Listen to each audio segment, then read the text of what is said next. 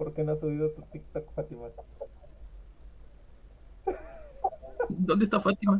Ya se fue.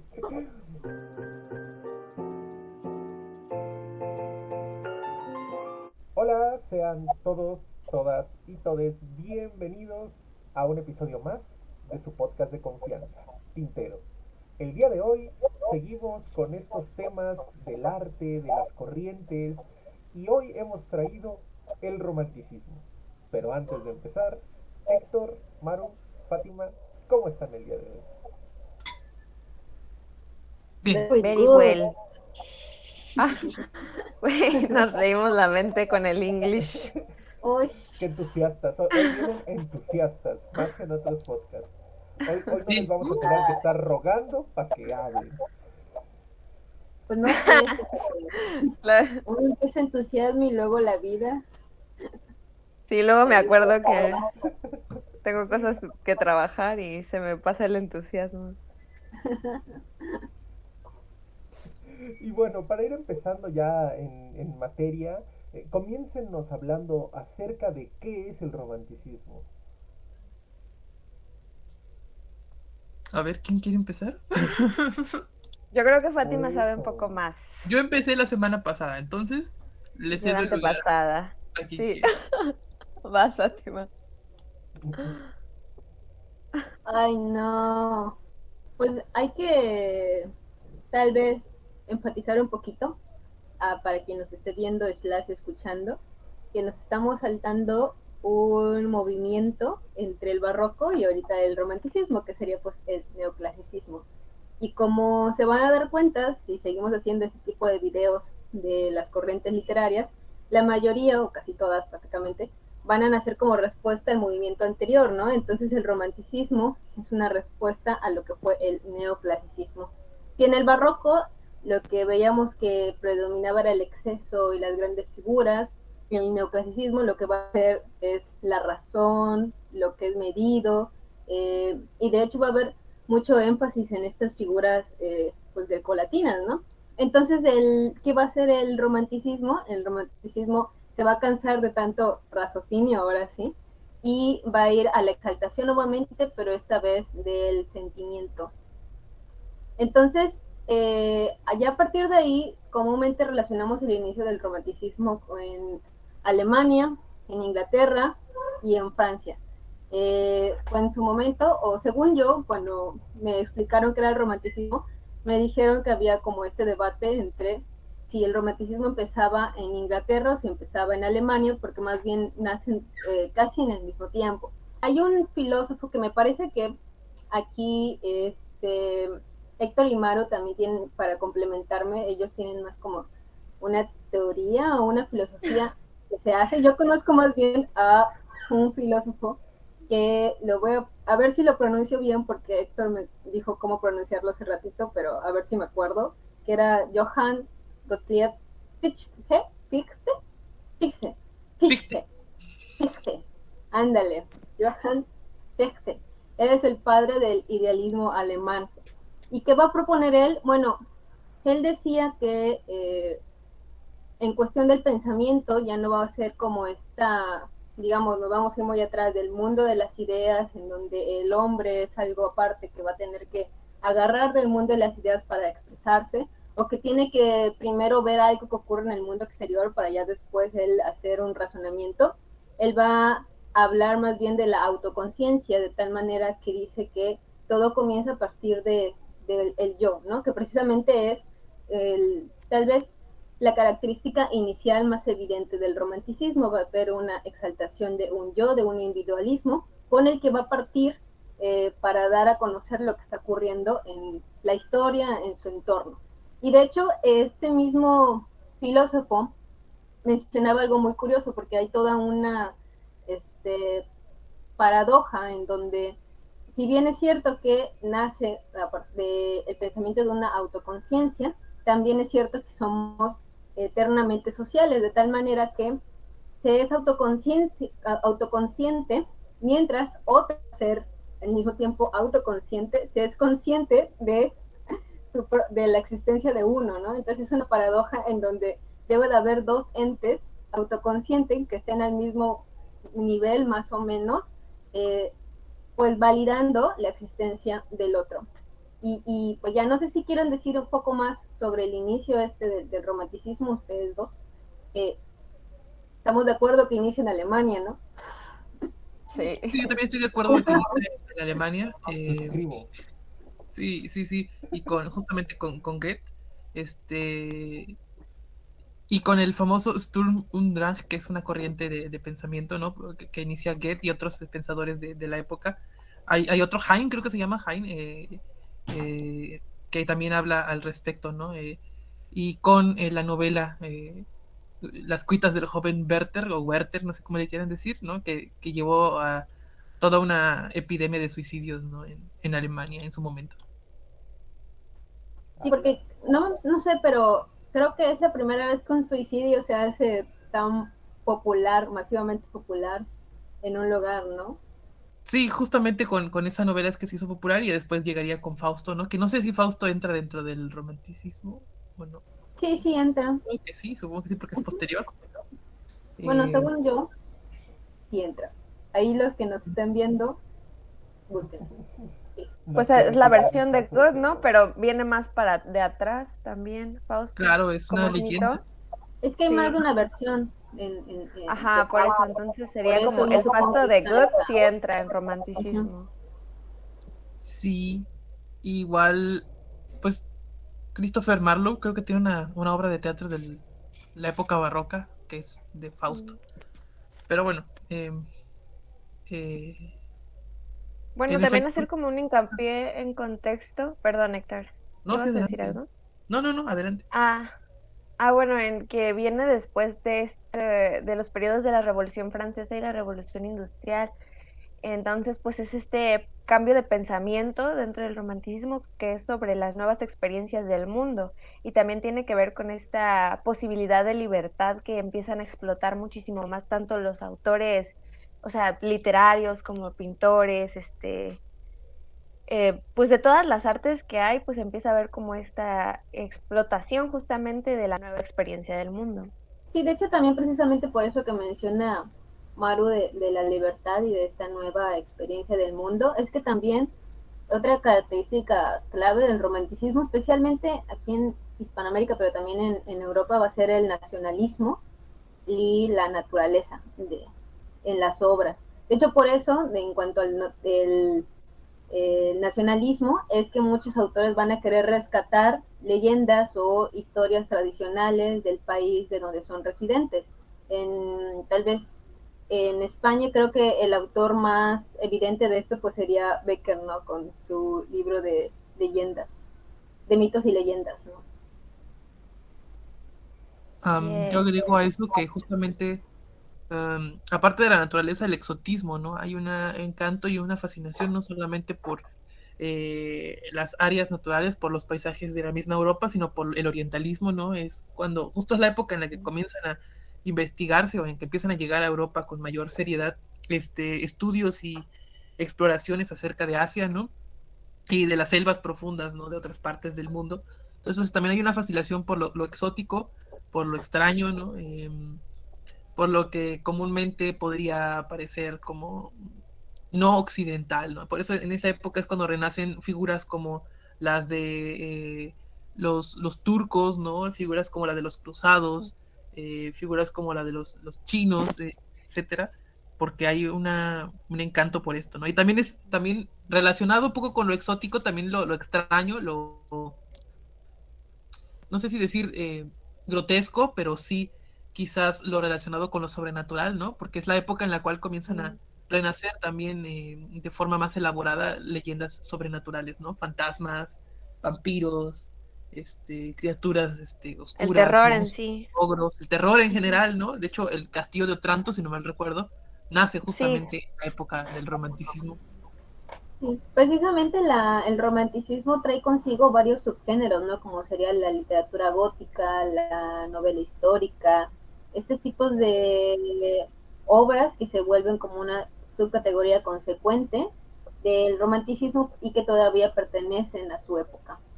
que de hecho creo que es la corriente que más es conocida. Bueno, aunque no sepan muchas personas qué es el romanticismo, creo que muchas personas conocen tanto literatura como obras de arte importante, porque pues fueron de verdad como pues impresionantes, ahora sí.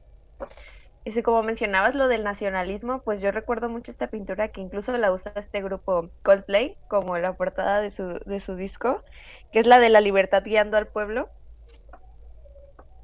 por Lessing, creo que es el autor, el pintor, perdón, la verdad no recuerdo bien si es él, corríjanme si me equivoco, pero creo que el romanticismo sí plantea muchas imágenes, o sea, tanto literalmente como se me fue la palabra, pero bueno, creo que me doy a entender como interiormente, es que no se dice así, pero bueno, esa es la palabra más o menos, que de verdad marcaron mucho a la humanidad. O sea, Creo que esta cuestión de la reformulación del concepto del romanticismo se debió sobre todo a las temáticas que trataban, porque en una gran parte también incluían como cuestiones amorosas. Entonces la gente empezó como a alimentarse de ese tipo de literatura y ahora lo romántico se relaciona más a lo romántico amoroso que a todo el movimiento del romanticismo en general. que hay que aclarar también eso, ¿no? Que se refiere a la expresión de los sentimientos en su máxima, no es simplemente a un sentimiento que es pues lo romántico, ahora sí. Y de hecho, algo que tiene el romanticismo no solamente es que dura demasiado, porque sí duró demasiado, sino que nunca se acabó, ¿no? Que hay aspectos del romanticismo que se inician a partir de esta parte de la historia de la literatura, que se siguen retomando periódicamente a través de la historia, y por eso yo supongo que ocurre lo que Irving menciona de la reformulación de esto de la palabra romántica. Parte del romanticismo era meterse, digamos, a la psicología del personaje y que fuera muy importante quién era él, ¿no? Y eso es algo común de ver en las novelas actuales. Yo creo que en algunas, porque, o sea, bueno, creo que yo consumo un poco más novelas de esta época. Ay, bueno, de esta época de que tienen esa temática, pues, este, pero yo creo que no se expresa, bueno, justamente porque ya no es la misma época, no están los mismos, podrías llamarse valores o los mismos temas no son los que importan, pero yo sí estaría de acuerdo con Fátima en que realmente evolucionó, más que irse, es como que va evolucionando un poquito, pero está siempre, permanece. Esto de la reformulación del mismo concepto y la evolución de la corriente es una cuestión muy interesante porque incluso esta misma corriente no era igual en todos los países. Entonces estaría chido que se ahondara un poquito más en las diferencias, primero en los países europeos, que fue donde nace esta corriente, y después las diferencias que hay entre los países europeos y cuando pasa el charco y viene acá a Latinoamérica o en Estados Unidos. Así que, adelante. Pues sí, efectivamente, como menciona Irving, hay como ciertas cosas especiales que van cambiando dependiendo del país donde se desarrolla el romanticismo. Por ejemplo, en Europa, ya hablando de Alemania, para regresar al inicio del romanticismo, se reconoce que hay dos etapas, ¿no? La primera con Goethe, el inicio, y la segunda en donde ya pertenecían los hermanos Grimm. De hecho, la parte de la inclusión de las leyendas y de estas referencias dentro de las novelas, dentro de las obras románticas, se aplica en esta segunda parte del romanticismo. Y es muy interesante ver la diferencia que tuvo con, por ejemplo, digamos, Polonia, me parece, creo que sí ocurrió, sí ocurrió en Polonia. Hay un poeta en específico que probablemente voy a pronunciar súper mal, como el filósofo alemán Adam Mickiewicz.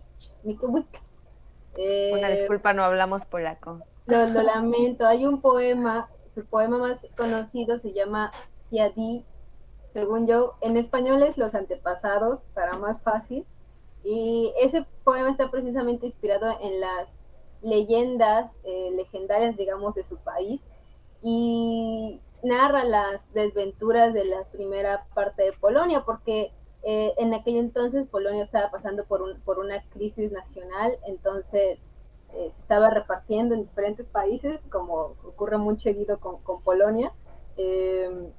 Entonces, este tipo de corriente facilitó mucho la idea de crear una sensación de pertenencia al país inicial, que sería Polonia, ¿no? También podríamos agregar a esto, no hay como una permanencia, al menos de parte de los ingleses en su país, ¿no? El caso más famoso, el de Lord Byron, que se murió peleando por la independencia de Grecia, ¿no? O sea, ¿qué pedo? ¿Qué onda? ¿Qué hacía ahí? ¿Quién sabe? Pero, pues sí, eso pasaba, ¿no? Por la Igual, anécdota. exactamente. Shelley, que se murió en un barco, me parece, bueno, el esposo de Mary Shelley, se murió, o sea, ahogado, ¿no? Entonces tenían unas vidas extremas, ¿no? Que al mismo tiempo no estaban como tal en su país Chile natal, ¿no? En murió el caso, ahogado. no me Sí, sí acuerdo murió bien, ahogado. Yo según yo, recuerdo que a él fue el que enterraron su corazón en la playa. O sea, como muy poético, les digo, pues romanticismo. Pero pero sé que sí, de sus best ofrendos le agarraron su corazón, lo enterraron en una playa. Pues el Sí, matrimonio Shelley vivía en tremendo escándalo, ¿no? Porque era él, pues Sí, la Mary Shelley y la hermana, la medio hermana de ella. sí, Ajá. no, no, sí era su media hermana, Su sí era su media media hermana, hermana. vivían los tres juntos, entonces ahí era el escandalazo, porque pues Inglaterra es el país de los chismes, ya saben. Eh, Creo que, creo que recordar que sí o sea, sí había como sus que veres entre Percy Shelley y la hermana. Creo recordar. Vean la película, claro, está en Netflix. sí, sí le atraían ahí a las era, dos. era Creo que poliamor, hasta le dio un hijo o déjenlos. algo así. No, esa fue Lord Byron. La media hermana tuvo un hijo, pero con Ay, Lord de Byron. Byron. Ah, En Inglaterra, en el romanticismo se va a dividir en dos escuelas. La primera es los de los poetas laquistas y la segunda escuela es precisamente en donde pertenece pues Shelley y todos estos, ¿no? Que ahorita no me acuerdo el nombre. El más reconocido de los laquistas era William Wordsworth y esta corriente fue sobre todo fueran descripciones de la parte rural de Inglaterra. De hecho, el poema más conocido de este que les menciono era sobre un, una flor de león y que se estaba reflejando en el lago. Entonces va a ser un gran contraste ya después con este segundo grupo donde pertenecen pues los Shelley, porque ellos más bien eran como mencionaban los de la vida loca, ¿no? En donde más bien se van a enfocar un poquito más en la zona urbana y en las locuras que se pueden hacer por allá. Era la escuela Cockney, ya. Entonces, esas son como que las dos etapas dentro de la poesía del romanticismo en Inglaterra, los laquistas y los Cockney, eh, que estaban en perpetua, bueno, no guerra entre ellos, nada más era que los laquistas no les gustaban los Cockney porque representaban todas estas locuras del hombre, pero todo lo muy malo. seguido se les contrapone. Les tenían envidia. Pero Era son los chistoso más porque a los divertidos. laquistas no les gustaba Cockney y los Cockney era tipo, oye, yo ni te topo. seguramente sí. Así de, déjame niña, estoy muy ebria.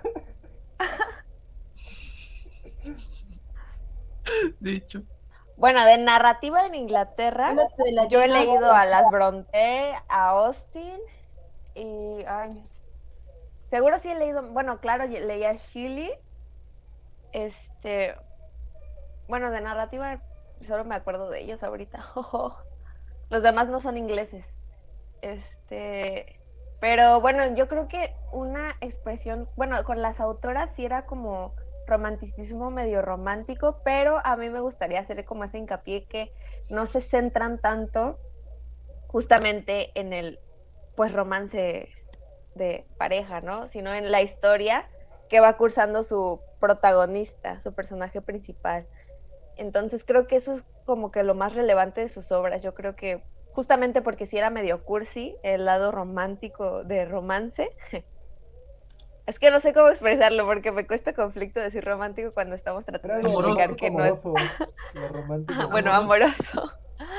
Lo amoroso, ajá, es un poco cursi, pero toda la historia, por ejemplo, que tiene tras Cumbres Borrascosas, por ejemplo, de Emily Brontë, pues tiene más que ver con el lado político, el lado económico, que se representaba muy bien en las obras, la verdad, narrativas. Igual en el lado de Austen usaba mucho eso, como la crítica social también. Entonces está como oculto, pero se encuentra ahí y pues la verdad está, hacían como ese también juego medio nacionalista a veces, como mencionaba Fátima, que había mucho, justo con menciones como, por ejemplo, para los que vieron o leyeron a Orgullo y Prejuicio, están esas partes donde hacían burla a lo poco patriótico que eran en Inglaterra porque les gustaba mucho el arte francés o cosas por el estilo. Entonces hacía como esas bromas la autora. Entonces eso me parece bastante interesante dentro de la narrativa. Bueno, también está el Walter Scott, que creó la novela histórica. Ivanhoe o El Cruzado es una gran novela. Y lo que mencionaba en otra, cuando hablábamos del terror, aquí y ahora sí está la Radcliffe con la novela gótica también. Los misterios de Udolfo, la mencioné en el podcast de terror, pues ahí también pertenece a esta época. Pero bueno, Sí, dinos, Héctor, sobre España. sí, yo iba a hablar de España porque es justo el tema que me gusta, ¿no? En España hay una influencia directa del alemán, no pasan por Inglaterra, digámoslo, porque pues ya saben, Inglaterra y España no se llevan muy bien, digamos. Entonces la influencia viene directamente del alemán y específicamente de Heine, ¿no? Y sus poemas, y quizás uno de los primeros fue Espronceda, ¿no? Que él es muy famoso porque tuvo una vida muy disoluta y muy así de la bohemia, ¿no? También tenemos a Larra, que era más que poeta o narrador, era un gran chismoso, porque él escribió muchas crónicas, periódicos, y El entonces le gustaba chismólogo. contar cómo era la vida en Madrid y así, ya saben, ¿no? Y para no dejar fuera mujeres, Rosalía de Castro es cuando aparece en esta época, y la verdad es que ella es una gran poeta, también me parece que fue narradora, pero más poeta, y es muy, muy buena. Ella escribe, Fátima, tú me ayudas a ayudar, no escribe en español, me parece que escribe en otro idioma, creo que es catalán o algo así, y además en Catalán, español, ¿no? según yo escribe Ajá, en catalán. en Es catalán. de las Entonces primeras que hace bueno, que reivindica justo la nacionalidad, ¿no? Y esa es otra sí, cosa interesante de esto, porque se sí, reivindican eso es las algo que en nacionalidades. España se lucha mucho. Uh-huh. Sí, sí, y ya, para no extenderme mucho, creo que con eso es suficiente de España. Hablemos de Hispanoamérica ahora. A mí me gusta bastante el romanticismo mexicano. Yo creo que de lo que es romanticismo en Hispanoamérica, el mexicano sería el que más me gusta. No sé si no sea demasiado, ¿cómo sería? Eres muy nacionalista. Demasiado romántica. Bueno, no sé Sí, si eso le iba aprecio a decir, se puso romántica. Se puso romántica. ay, no sé. Pero precisamente como decíamos que el romanticismo era esta idea del nacionalismo, ayudó mucho a los países, sobre todo a crearse una identidad ya a partir de las independencias, ¿no? Entonces, por ejemplo, la más conocida pues es María de Isaac, pero luego estábamos diciendo aquí Héctor y yo que confesamos que no la hemos acabado, entonces ahí si algunos de ustedes sí la han acabado ya nos la dicen. Entonces vamos a ver como estos pequeños detalles que van a identificar a cada uno de los países aquí en Latinoamérica por cuestiones que son propias de la cultura inicial de cada país. Aquí en México quien lo inicia, pues se inicia con el Periquito Sarmiento de Lizarde. También quiero mencionar, ya desde el anterior, desde el neoclasicismo, empezaban a ver estos grupitos de escritores oficiales que se reunían a escribir, y a mí siempre me da risa el neoclasicismo en México, porque los que se reunían en estas arcades se les llamaba y trataban de imitar esto de la literatura pastoril, y cada uno tenía su propio nombre de pastor según en latín o en griego, y era como, ay Dios, no. Pero ya después con el romanticismo, creo que que comienza a partir de la institución o el comienzo de lo que es la Academia de Letrán, la Academia de Letrán va a ir más o menos a la par de lo que sería el Liceo Hidalgo. Y entonces los escritores que van a pertenecer a estos lugares dentro del romanticismo mexicano, escritores que también están relacionados muy directamente con lo que es la política. Algo que es curioso es que antes, en el siglo XIX, en varios países de Hispanoamérica, particularmente en México porque es el que me acuerdo más, los que eran los escritores más conocidos también tenían gran influencia evidente dentro de la política. Ya después todavía tienen influencia en la política, pero es más como, algunos lo saben, otros no. En esta época la mayoría conocía a estos tipos de escritores. De hecho, hay una novela que ya no pertenece al romanticismo porque ya es del naturalismo, con Rafael Delgado, en donde hay una escena en donde una de las mujeres que vive en una vecindad se pone a leer poemas de Acuña, de Manuel Acuña, o recitar poemas de Manuel Acuña, que sí forma parte del romanticismo. Entonces la gente eran como que las superstars de ese momento, sobre todo los poetas. Y Manuel Acuña, junto con Manuel Altamirano, serían los mayores representantes de esta época. Manuel Altamirano con la narrativa, Manuel Acuña con la poesía. Manuel Acuña, de hecho, le formaba parte de un grupo que se llama los poetas malditos, o a él mismo se le decía poeta maldito, pero más bien porque se le asociaba con alguien que tenía muy mala suerte en todo. Y Pobrecito. pues, Sí era. sí. Y si ya se checan la biografía de Manuel Acuña, yo creo que sí van a decir, ay no, Este hombre tipo, la pobre. pasó muy mal. Estaría a la Bueno, par de Quiroga. ¿Ustedes creen que la vida trágica estaría a la sí, par de sí, Quiroga? yo digo que sí. Sí, Quiroga la verdad sí. sufrió por varias cosas que ocurrieron a su alrededor, ¿no? Yo creo que Altamirano, Acuña también sufría por él solo, que él solo se ponía la daga en la herida seguido. Quiroga simplemente tenía mala suerte, pero el Acuña tenía era masoquista a veces, se torturaba a solito. Como todo buen romántico. Ándale, como todo buen Es el romántico. meme del que va andando en la bicicleta y se pone el palo en la llanta. Sí, de hecho, hay que hacer ese meme. Para ir finalizando ya con esta cuestión del romanticismo, como siempre nos terminamos enfocando demasiado en las letras, vamos a pasar a nuestro momento recomendación. Así que escojan una o dos obras, ya saben, sin spoilers, recomiéndenla, el por qué y pues adelante. Pues yo me acabo de acordar de un inglés que no mencioné, pero lo voy a recomendar ahorita, que es Thomas de Quincy, que es por mucho tal vez mi novela favorita del romanticismo, y por lo cual me da coraje no haberme acordado de él justamente hace un momento atrás. Pero bueno, sí, yo recomiendo que lean sus confesiones de un comedor de opio inglés, porque están bien buenas. O sea, si les gusta el chisme y les gusta leer, pues ahí está, léanselo porque está muy bueno. Literalmente es su historia como, pues, Como opiómano, drogadicto. ajá, como drogadicto, y está muy buena. Y es que se echa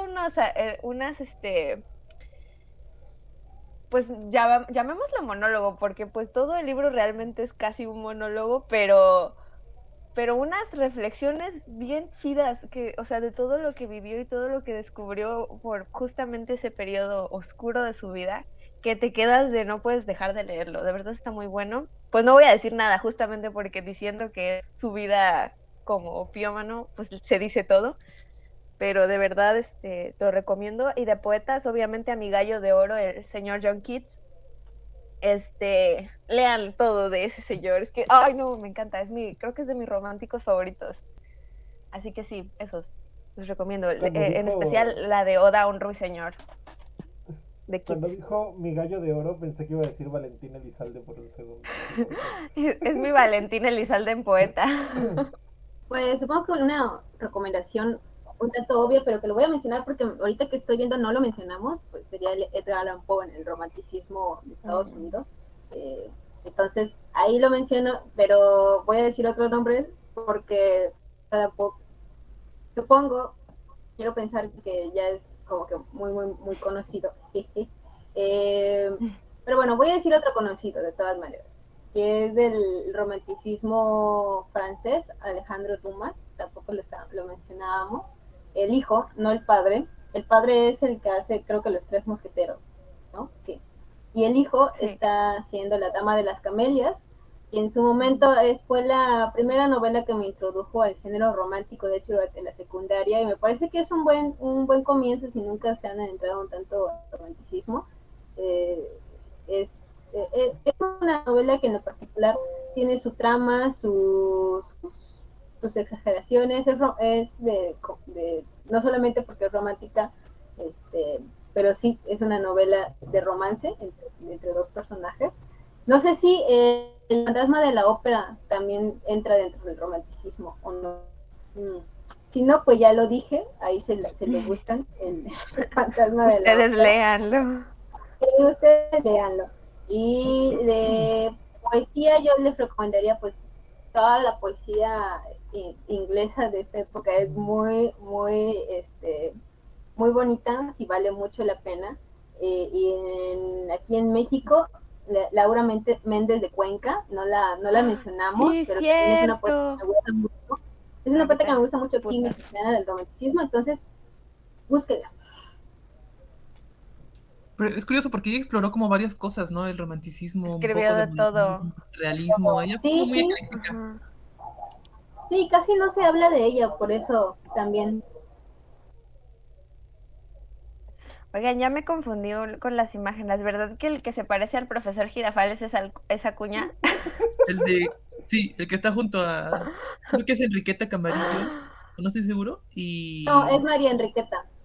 Ah, no sé. Ah, Pues dice sí, que es sí. Enriqueta Camarillo y y Altamirano, el de creo al que. lado es Altamirano. Ajá, ese, el del medio Ah, es Acuña. ajá, sí. Es que, bueno, para los que no están viendo en YouTube, ya saben que la referencia para Acuña es que se parecía al profesor Girafales, para mí. Ustedes no lo ven así, de verdad, se parece. ¿Por qué? Bueno, no lo había visto, pero ahora que lo menciono sí lo veo. Profesor Girafales con anemia, ajá. Un Bueno, profesor Girafales más atormentado. Ujú. más vivido. Ya con camino recorrido. Voy a recomendar a un estadounidense, porque no hablamos poco de los estadounidenses, que me gusta, que creo que es muy importante, que se llama Washington Irving. Justamente, mira, coincidiendo con su tocayo aquí. Washington Irving es un narrador muy bueno, a mí me gusta mucho cómo escribe. Tiene un libro que se llama Los Cuentos de la Alhambra, que combina, es una especie como de diario de su estancia en España y al mismo tiempo cuenta leyendas de España, ¿no? Está muy interesante, ¿no? Y creo que está bien hecho. Y él fue uno de los primeros que escribió una versión del Jinete sin Cabeza. Entonces vale mucho la pena su cuento del Jinete sin Cabeza, ¿no?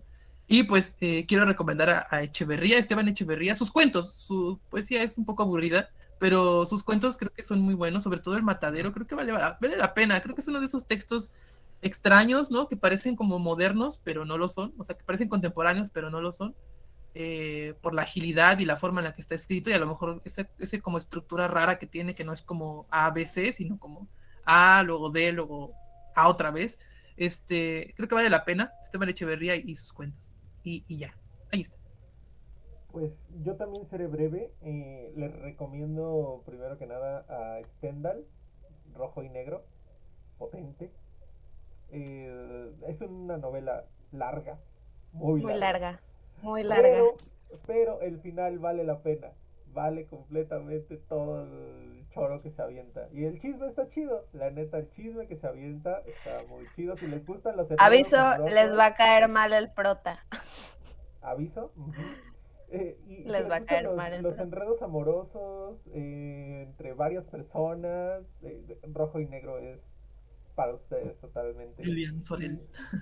Y la morra que sale después. No la primera, la segunda a mí me cagaba. Pero bueno, ese es voto. Ya, solo tenía que decirlo. Nunca lo he dicho que me cagaba. Ni me Solo acuerdo cómo se querías llama, pero me externarlo, caga. ¿no? Sí. Y Les voy a recomendar también que lean a Mary Shelley. Es una autoraza. Frankenstein es muy chido. Y tiene otras obras que también valen mucho la pena. Entonces vayan, lean a los autores que les hemos recomendado. Se van a entretener mucho. Y pues esto ha sido todo por el podcast de hoy. Esperamos les haya gustado, les haya entretenido. Recuerden que todos los lunes tenemos recomendaciones literarias. Los días viernes tenemos nuestros podcasts. Cada 15 salen las lecturas de autores y en los fines de mes nos pueden encontrar haciendo cosas random. Recuerden también que tenemos el resto de nuestras redes, las tienen en la cajita de la descripción y que recientemente nos abrimos un TikTok. Así que vayan y véanos, vamos a estar subiendo contenido en todas las redes y nos vemos en el siguiente podcast. Bye. Bye. Bye.